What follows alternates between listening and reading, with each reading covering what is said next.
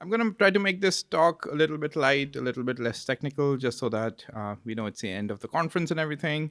And hopefully there'll be fun pictures and stuff to close the conference on. Okay, I'm going to be talking about detecting bugs and explaining predictions of machine learning models. But before I do that, let's actually talk about what you can do with machine learning.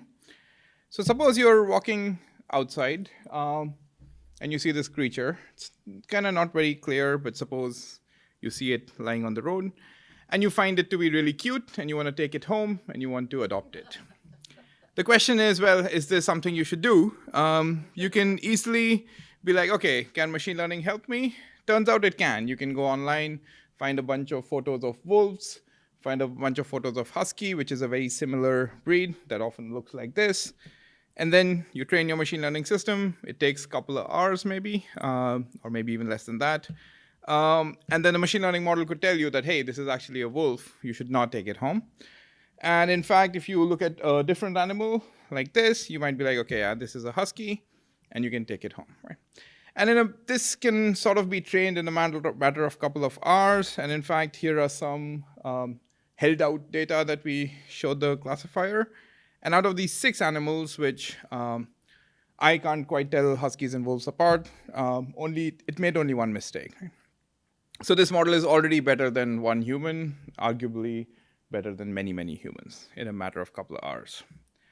That's great, but that's a very toy problem that we created in a couple of hours. What's the state of the art like? In terms of classification, we can also do a lot with text. This is where a lot of my research is. This is an example of an email. You don't have to read the whole thing, but if you skim it, you're going to get the gist that this email is probably not pro-Christianity, it's probably pro-atheism. Right? So if you had to classify it between an atheistic text or a Christian text, you can probably guess it's atheism. And turns out machine learning models right now can also do a pretty good job of predicting that it's atheist. Right? And that's kind of impressive because you kind of have to understand the text. Atheism doesn't really appear anywhere here. There is nothing here that's directly like hate sentiment against God or anything like that. You kind of have to understand what the person is actually writing about. Here's another example, which is called visual question answering. This is coming close to sort of state-of-the-art machine learning, maybe 2 or 3 years, maybe 4 years old, where you're given an image, which could be a pretty strange image like you see here. And instead of just classifying it or anything like that, you can ask an arbitrary question off of that image. So you can say, is there a mustache in this picture? And even though the machine learning model has never seen anything like this, it somehow understands that there is a conceptual notion of a mustache here and answers yes. And it's not just a yes or no, that's like a binary classification problem. You can even ask it arbitrary questions like, what is the mustache made of? And again, it has never seen a mustache made up of bananas. It has never seen a mustache on a woman. It says banana, right? It seems to understand the question, seems to understand the images, and seems to do pretty well on these data sets. Not quite as good as humans, but in some cases coming pretty close. That was sort of a useless example. You usually don't see women walking around with bananas strapped to their faces. But you might actually see a road sign in a foreign country, and you might not know what it is. And so these kind of systems are trained to be able to, work in these contexts as well. You can ask them what type of road sign is shown, and it can tell you stop. Right?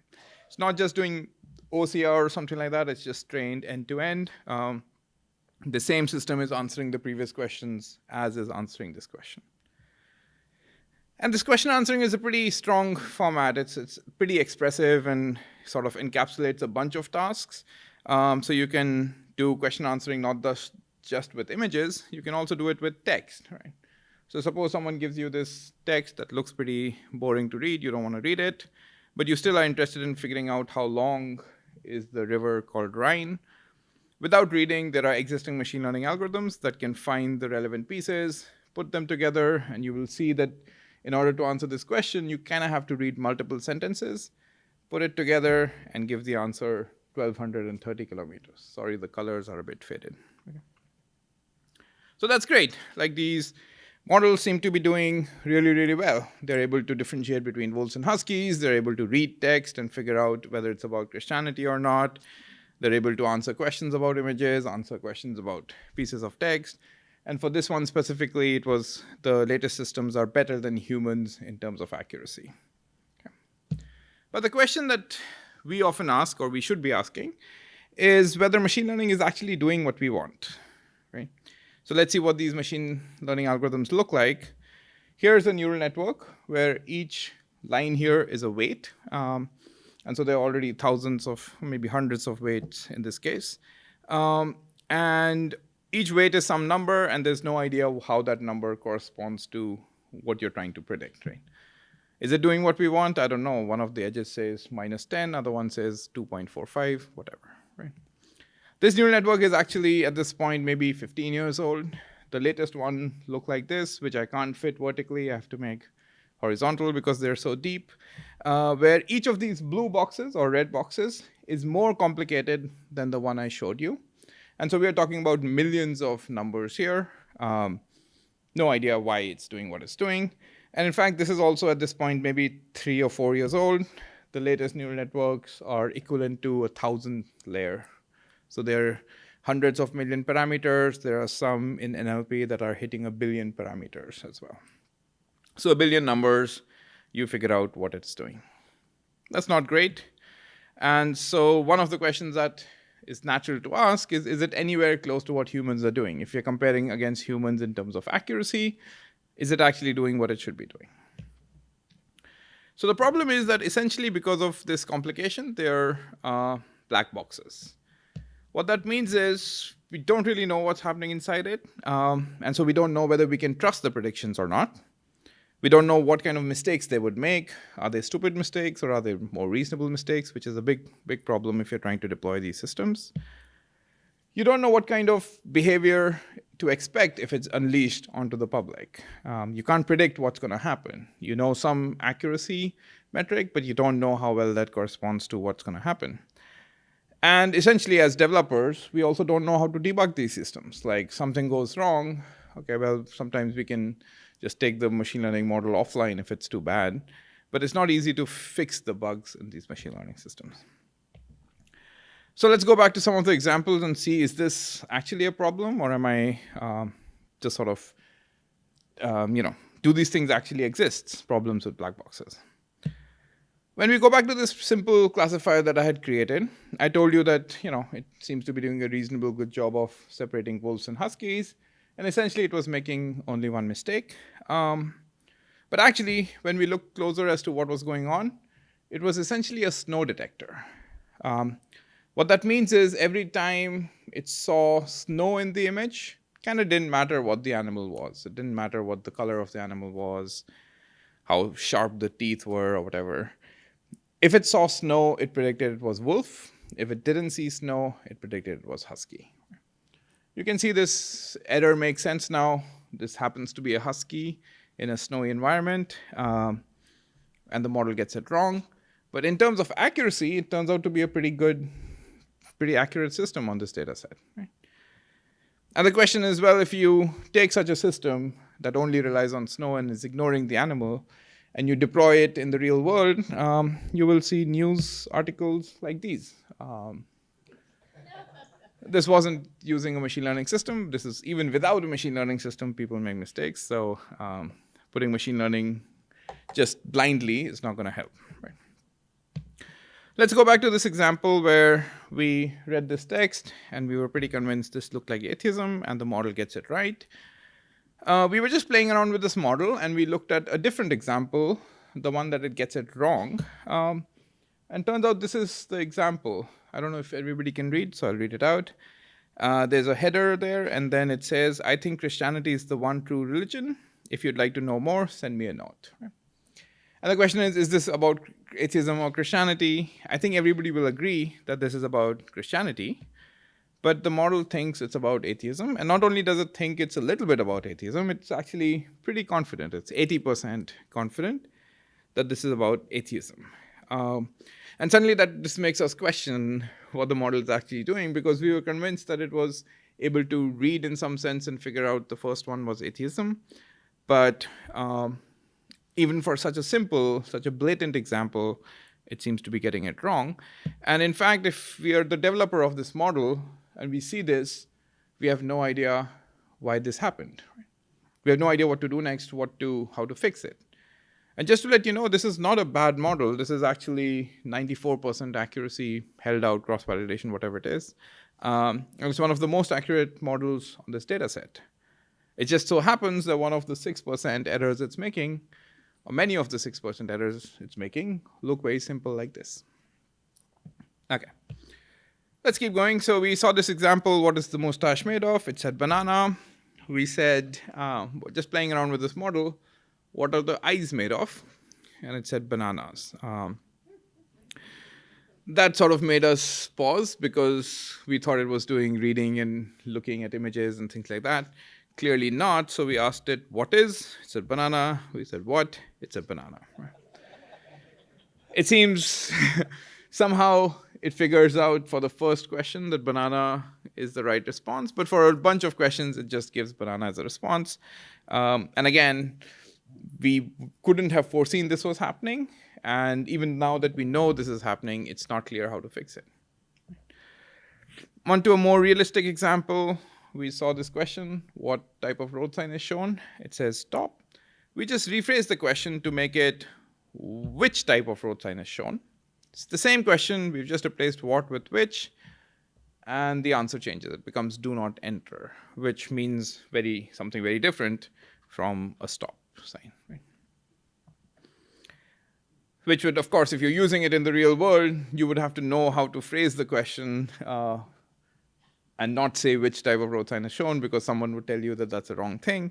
But right now, we don't even know that this problem exists in machine learning models. And as our final example, we were talking about this text case, how long is the Rhine? We took the same question, how long is the Rhine? And we added an extra question mark at the end and gave it to this model, which was one of the best models at the time.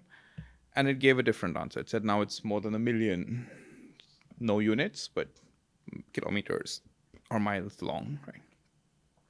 Clearly wrong. Clearly, that phrase appears in the paragraph, but it has nothing to do with the river or the length of the river. But that's what the model does. And all we've done is added an extra question mark. Right? And so the point is that these models are incredibly complicated, and they are pretty accurate. They're pretty useful. I mean, I'm a machine learning researcher because I love them. But they can be brittle in ways that are completely different from and completely unintuitive, and also in ways that are very difficult to figure out and sort of test for. Right? And so my work has more recently, been on how can we actually find these bugs. Right? We have these machine learning systems. They're useful. They're being deployed everywhere. How can we actually find these bugs? And specifically, how can we do this automatically as much as possible? Right? And so in this talk, I'm going to talk about a few different strategies we have, and I'm going to go through them as quickly as I can to sort of address this problem. The first set of methods are going to be trying to explain predictions to figure out why a specific prediction was made. And we essentially have two ways of approaching how to explain the predictions. And then in the second part, I'm going to talk about using adversarial attacks as a way to detect problems in the model. So act like an adversary and see what the worst case behavior of these models is. And we have sort of two completely different style of approaching this problem. One is to work with meaningful adversaries that are more natural in the sort of what you might naturally encounter. And then towards the end, I'm going to talk about some worst case adversaries where how bad can your system be if it has these bugs. Okay, so let's start with the first, which was explaining predictions, which just sort of appears in these two papers. Again, since this is PyData conference, I want to say that everything we do is released open source. Links to the GitHub repo are available from my website and stuff like that. And I encourage you to try these things out and file issues and stuff like that. Yeah. Okay. So let's talk about why we even are talking about interpretability. Turns out you can take machine learning models and think about them in two dimensions, in how accurate they are and how much do we understand about what's happening inside. Right?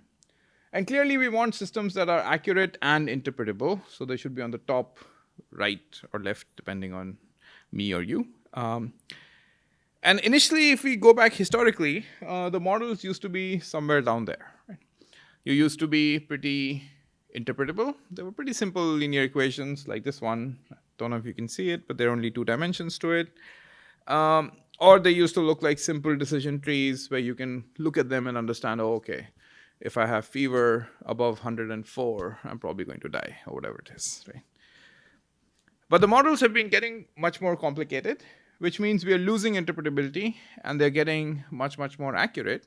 So the linear models now are often used in many cases, and they tend to be pretty complicated, not quite as interpretable. If people have tried to interpret coefficients, they might understand that. Similarly, decision trees have become random forests or really deep decision trees.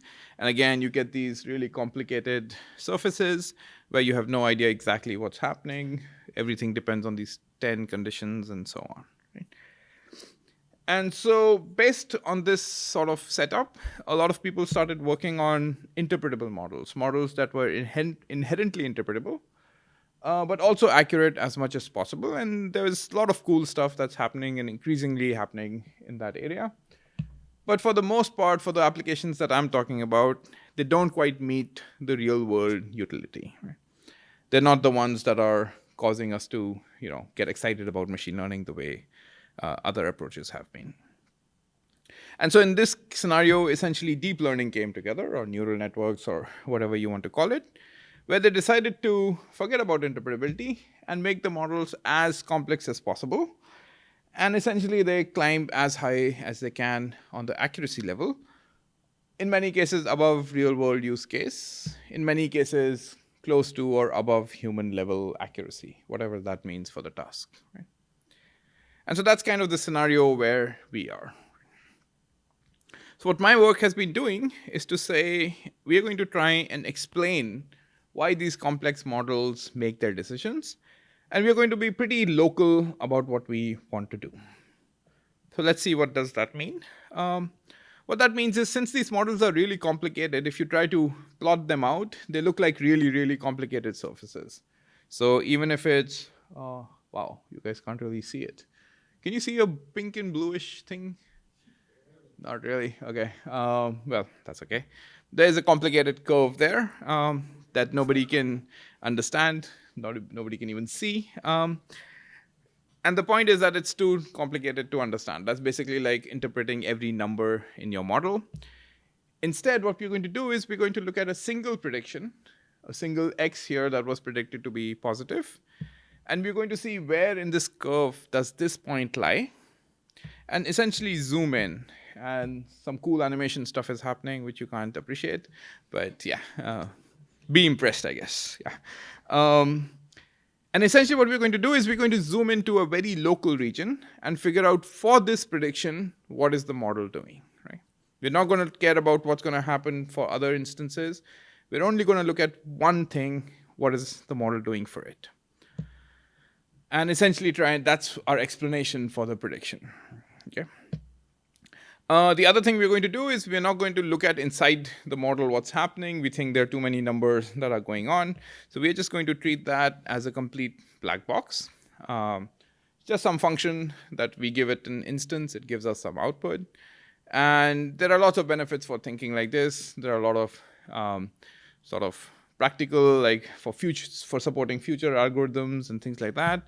But even very, very sort of pragmatically, you're not even tied to one way of creating a model. It could be in scikit-learn, it could be in PyTorch, it could be in TensorFlow, it doesn't matter. In fact, you can also do these things for models that you don't even have access to. It's hosted on some API. All it gives you is predictions. You can still try to explain those models, and we've done that quite a bit. So that was one of the restrictions we made. So I'm not going to go into too much how we do this, but essentially what our idea is not to add more circles in this graph. We're not introducing new models. What we want to do is take any of these things and move them to the right. Yeah. Make them as interpretable as possible. All right, so how do we do this? First version of what we do is we essentially zoom in and think of what's happening in the locality as an equation of a line, as a linear equation. Not going to go into details, but inherently what that means is we are going to figure out what are the important parts of the input and how important are they relative to each other. That is inherently what a linear equation means. So let's look at an example, which is a little bit more fun. We'll go back to this case of, I think Christianity is the one true religion, which was predicted to be atheism by a really accurate model. And as an explanation, we are going to create two columns, one for atheism and one for Christianity. And we're going to find parts of the input, which is words in this case. We're going to find words that are most important for each of them and sort of list them out. So, for example, the most important word seems to be the word Christianity. And the model thinks that in this instance, it's an indicator that this instance is about Christianity. Right? So far, so good. Christians talk about Christianity. Great. The next important word ends up being the word posting, which appears in the header, and the model thinks it's very indicative of atheism. They should be raising red flags because we were thinking that the model is looking at the text, but it seems to be looking at something in the header. The second most important word is the word host, which also appears in the header and seems to be indicative of atheism for the model. And the fourth most important word is the word Keith, of Keith Richards, who apparently the model thinks is indicative of this text being atheist. And then there are some lesser important words like the answer is something I guess Christians talk about a lot, and is something that maybe is slightly indicative of atheism. But ultimately, we now understand to some degree what's going on. The model is not even looking at the text really, except for the word Christianity. It's only focusing on the words in the header to figure out if it's indicative of atheism or Christianity. And now as software engineers, as data processing people, we know what to do. We can just get rid of headers, retrain the system. Or if we care about what's going on in the header, then maybe we are happy with this model. Right? Okay. Here's another example. This is one we did with an API access, which was Google's Inception Net, where we give the Inception Net a strange image like this dog playing a guitar, as they tend to do.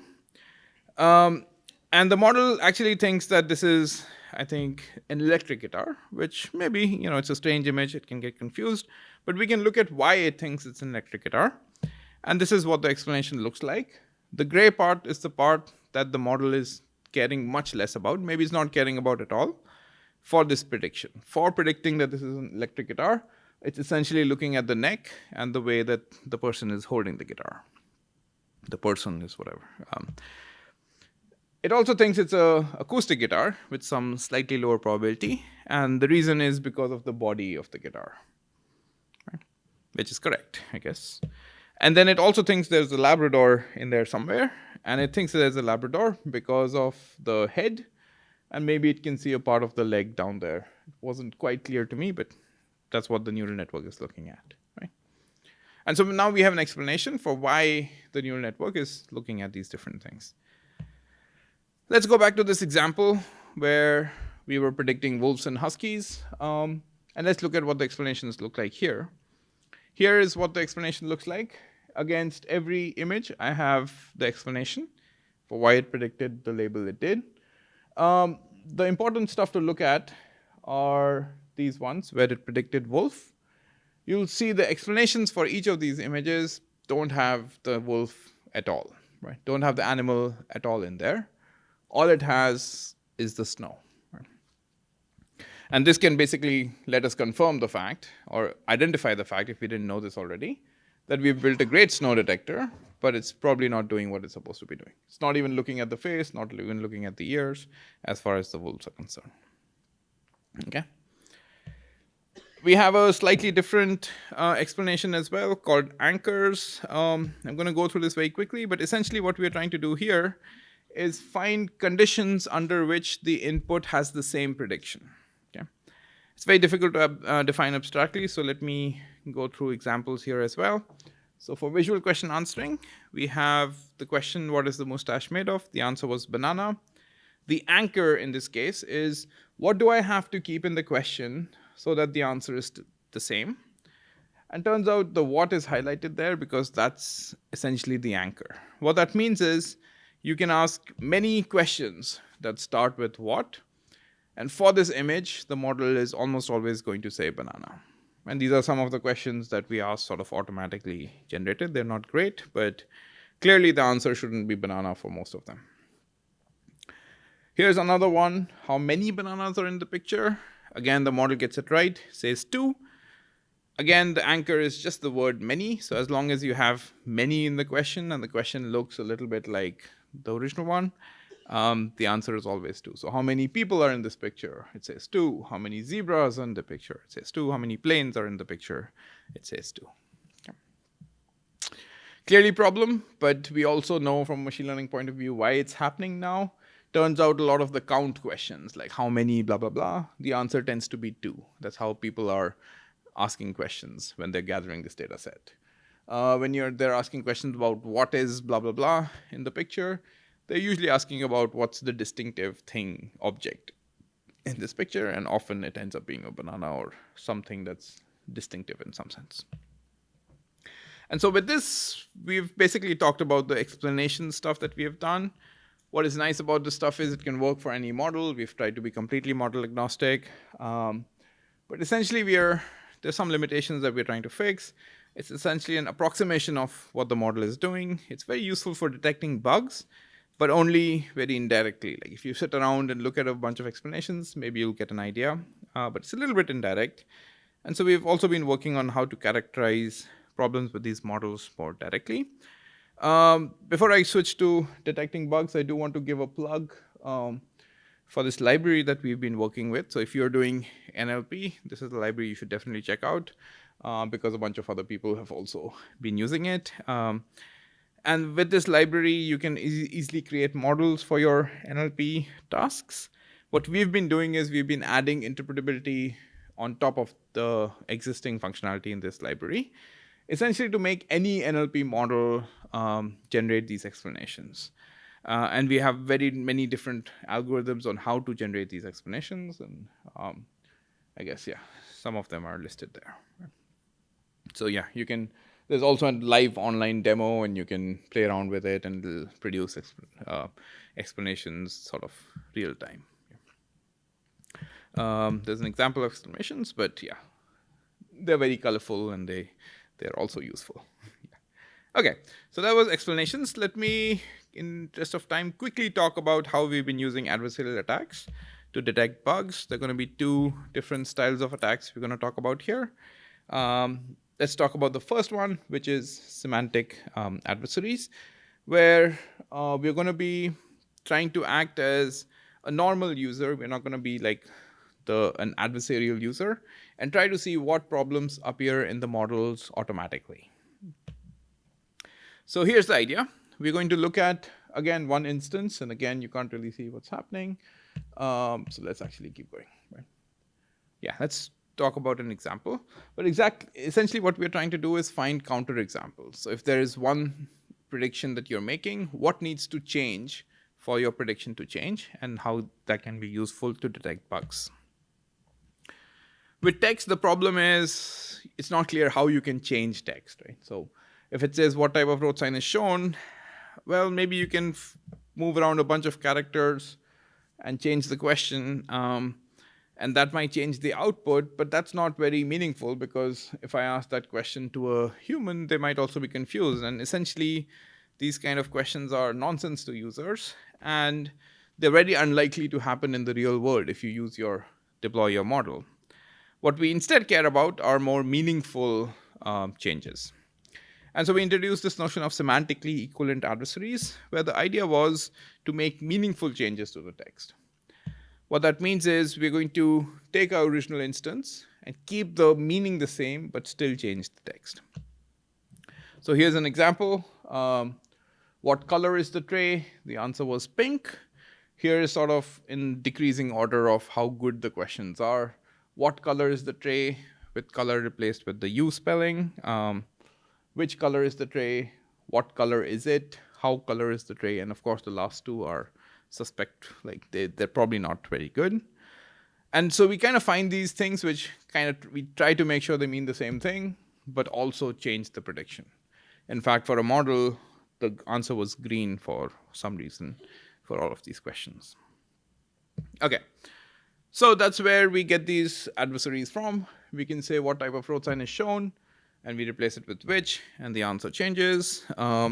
Similarly, how long was the Rhine? We add a new question mark, the answer changes. Right?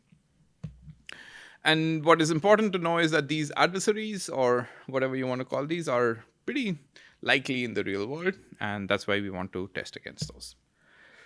What's important is these are individual instances, so they're not really bugs by themselves. Like just because one question had this effect, you can't really call it a bug, which is sort of a long range, larger scope kind of thing.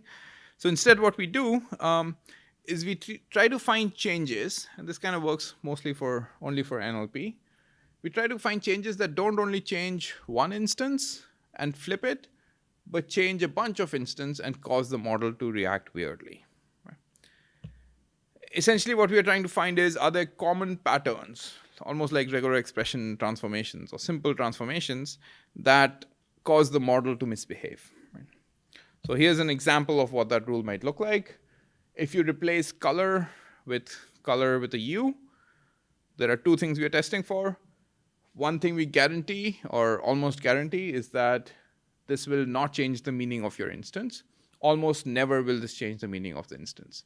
Of course, it'll change the meaning if you say color is the American spelling of color or something like that, but that's unlikely to happen. And the other thing we are saying is, if you make this transformation to your data, your model will change its prediction, and it should not. Right? And that's clearly a bug. Right? I hope you all agree. Like if a model changes its behavior based on adding a U, that's a bug. And so that's what we automatically find. Here are some examples from question answering. These are what the rules look like sometimes. It might not be obvious what this is saying, so let's give you an example. These are talking about part of speeches. So essentially what this means is, if we say what has been cut as the question and replace it with what's been cut, the answer for this single instance changes from cake to pizza. Or who is holding the baby? It was woman. Who's holding the baby? Turns out it's a man. It doesn't always happen, but it happens often enough to be a problem. Here's another one. What noun to which noun? We saw an example of this earlier. What road sign to which road sign? We saw the color as well. And here's another contraction one. Some adverb is. So where's the jet? Where is the jet? Converts to where's the jet, and the answer changes. Right? We have seen some examples of these. Let's look at a completely different task, which is sentiment analysis, which some of you might care about. Here's what one of the state-of-the-art models does. If you replace movie with film, the model changes its prediction. Right? Now, on the surface, that maybe sounds okay, right? Like film is something that's more positive, so clearly the output should change. But what's more important here is that that's all you're changing in a review. So if the review says, yeah, the movie pretty much sucked, which is a negative review, you change movie to film, it suddenly thinks it's a positive review. Or yeah, this is not movie making, this is not filmmaking, becomes a positive review. Goes the other way around also. Film to movie becomes negative. So even if you have a review that says excellent film, but you say excellent movie, this model thinks that's a problem. I'll give this film 10 out of 10 is good, but I'll give this movie 10 out of 10, changes the prediction. And there are some more like that, right? So essentially, these are things that could happen naturally. Somehow they weren't in our test set. Somehow we didn't test for this, and our accuracy looked good. And this doesn't mean that the accuracy is terrible, but there are these problems, and we are trying to automatically detect them. All right. For the last set of examples that I'll quickly talk about is stuff that we call universal triggers, universal adversarial triggers. This is stuff that we've been doing very, very recently, sort of hot off the presses, so to say. And this is stuff that we did in collaboration with AI2 that was presented just last month. Just to give you a warning that in this case, we are trying to break the systems as much as possible, by being the worst adversaries as we can, or I guess the best adversaries, depending on how you define good or bad adversaries. But essentially, we are trying to see how bad can things get, right? If you're trying to deploy a system, you should know how bad can things get. And we're trying to sort of work with the state-of-the-art research models in this case. Here's the idea. We're trying to find these, what we call triggers, which are short phrases that cause a specific prediction to happen every time we add it to any input. Okay, let's break this down a little bit. Here's what a short phrase might look like. Zoning, tapping, fiends. Right? Doesn't mean anything to me. Hopefully doesn't mean anything to you. And what this means is we can take the short phrase and attach it to any input from a data set. So these are a bunch of positive reviews. This movie is amazing. Give him the Oscar, blah, blah, blah, right? And if this phrase is attached to these reviews, the model starts thinking that these are all negative reviews. Okay. We found this phrase automatically. I'm not going to talk about how. But if we find this phrase, you attach it to your input, all the reviews become positive. Here are some more slightly longer reviews that were all positive. We added these phrases, becomes negative. Add these phrases, becomes negative. In terms of accuracy, it goes from an 86% accuracy model to something that's 29% accurate. Here's another one, which is comedy Blutarsky. Again, doesn't mean anything to me.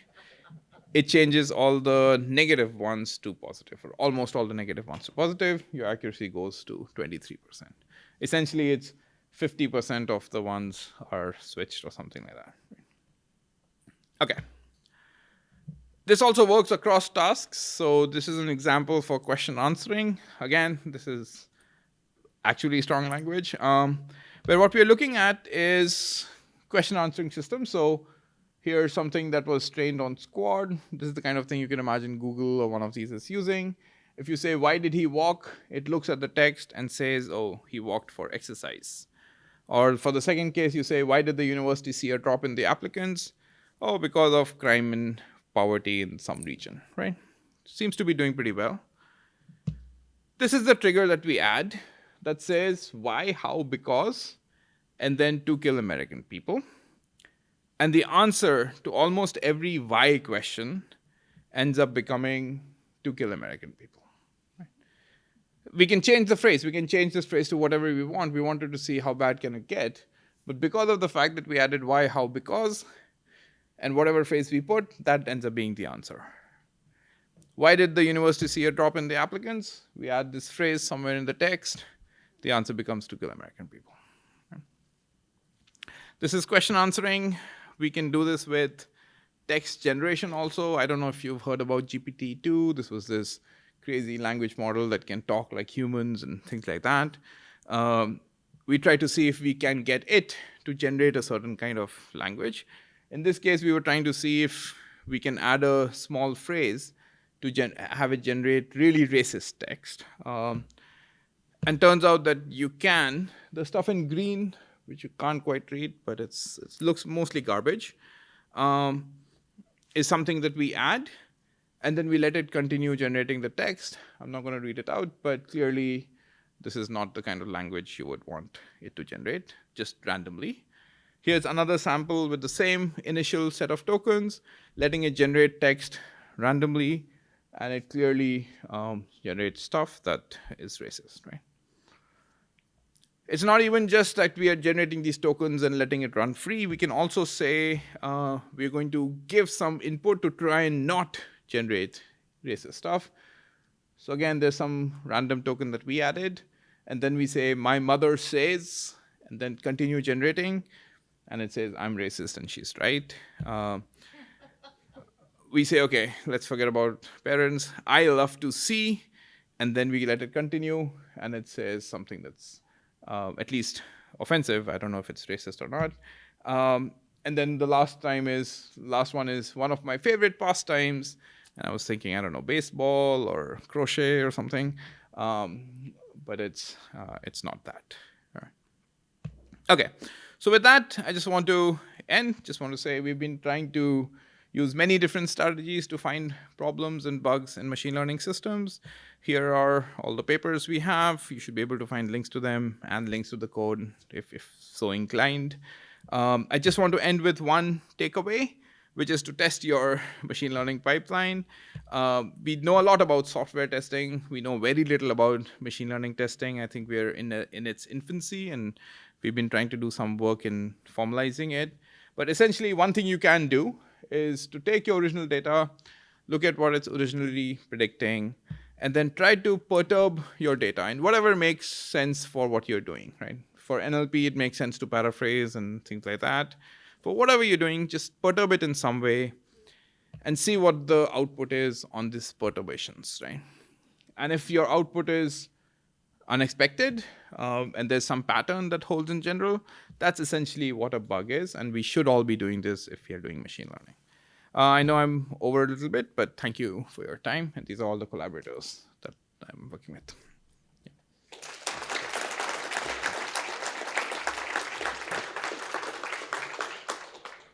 I'm happy to take questions if there are time.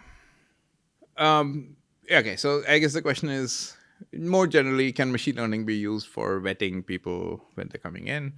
The question is, can it be and should it be? And those are two different questions.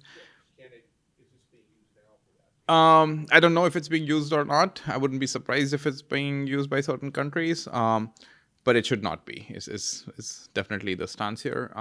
Partly because of these problems, you don't know what it's looking at. So there was this pretty public article on Amazon that was using some of these techniques to hire. And it seems reasonable. You look at employees that were successful, blah, blah, blah, train some machine learning system.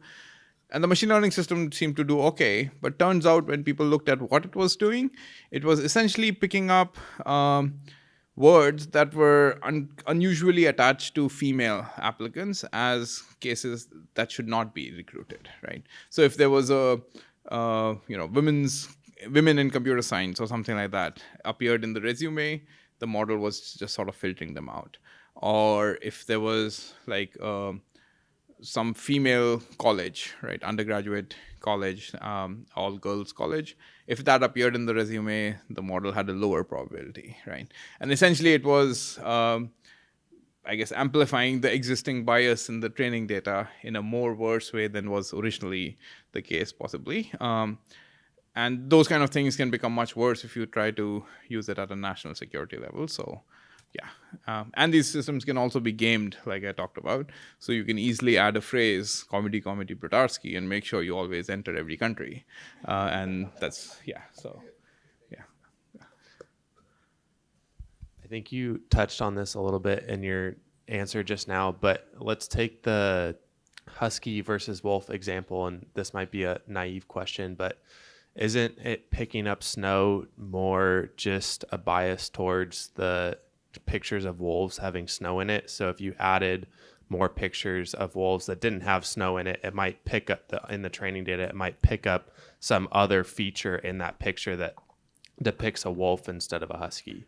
That's right. Yeah. So I think the problem is, if we know that snow is the problem, then we can go out and detect and gather more data set. The bigger problem is that these kind of things might be happening in every machine learning application. Right now, we would have no idea that that's happening, right? And this is sort of like, this is, a toy example that we created.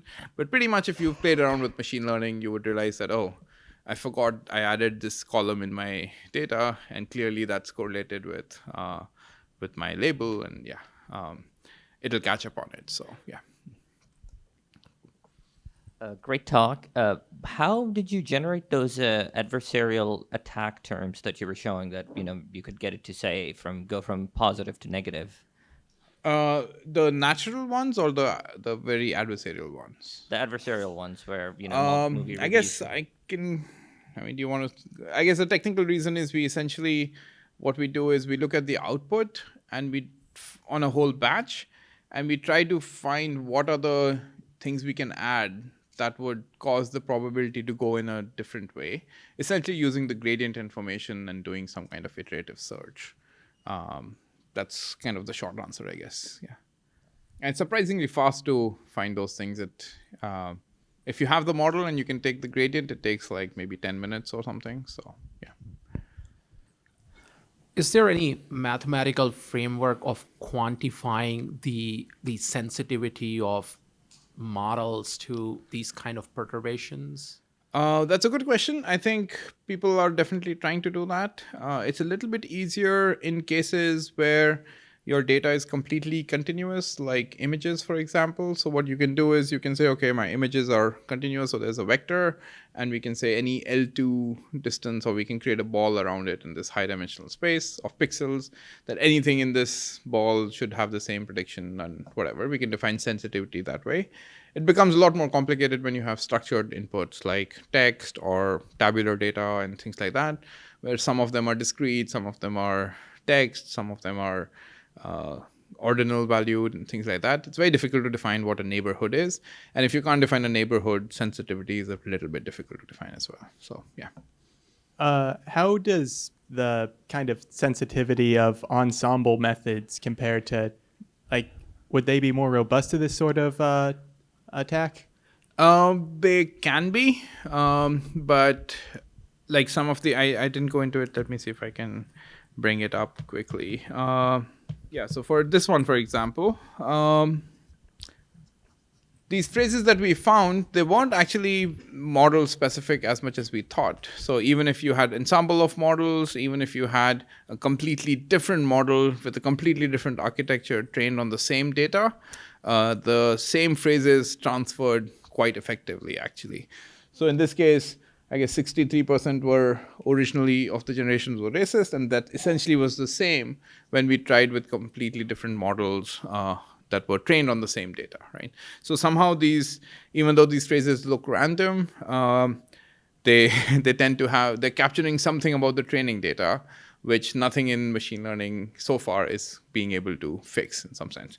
The student here, not with me, but he's been doing some more latest work on trying to see, can we even figure out what these phrases look like for commercial systems that we don't even have access to, purely based on a proxy or a surrogate model that we have without knowing their training data or anything like that.